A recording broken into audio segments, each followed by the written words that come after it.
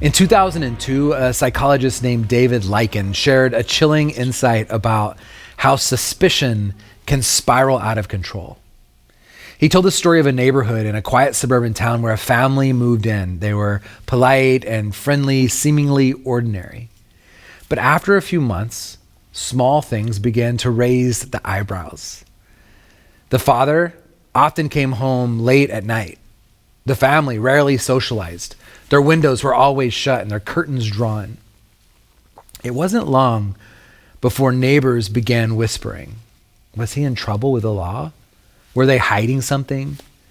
And theories piled up and up, each more elaborate than the last. Eventually, someone called the police to report suspicious behavior. When the officers arrived, they found nothing unusual. The family was simply private and introverted.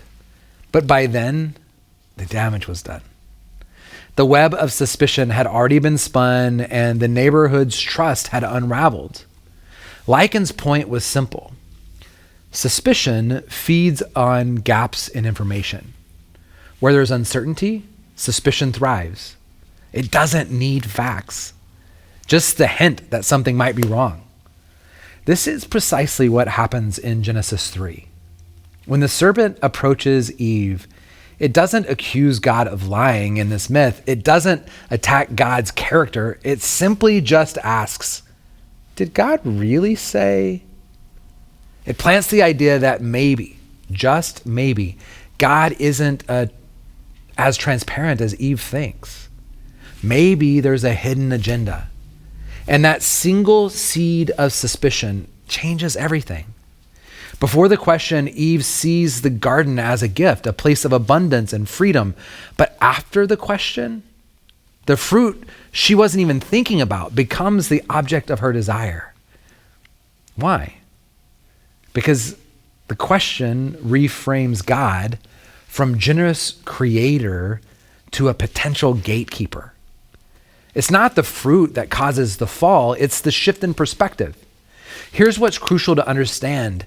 This isn't a warning about doubt. Doubt in Scripture is often the pathway to deeper faith. The Psalms are full of doubts. Job's entire story is a wrestling match with God, full and raw and honest with questions and doubts. The serpent doesn't introduce doubt, it introduces suspicion. Where doubt says, I don't get it, I want to understand, suspicion says, I can't trust you. Doubt leans in and suspicion pulls away. And suspicion is what fractures relationship. It's what causes Adam and Eve to hide and why Adam blames Eve and Eve blames the serpent. It's why when God calls out in the middle of the cool night, they respond not with honesty, but with fear and deflection.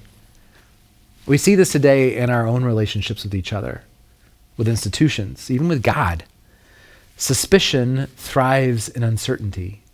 It makes us question motives, it assumes the worst, and retreat into our own self-protection. It fractures trust, but the heart of the Eden story isn't about rule breaking. It's about relationship breaking. So think for a moment, where has suspicion crept into your life and your relationships, your work, your family, your faith? Are there places where uncertainty has led you to assume the worst rather than to lean in with trust? Write down a few areas where you feel scarcity, such as time and resources or love. Then next to each one, write a truth about God's abundance in that area.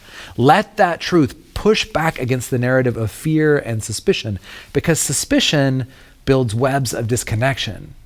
But trust unravels them thread by thread into deeper relationship.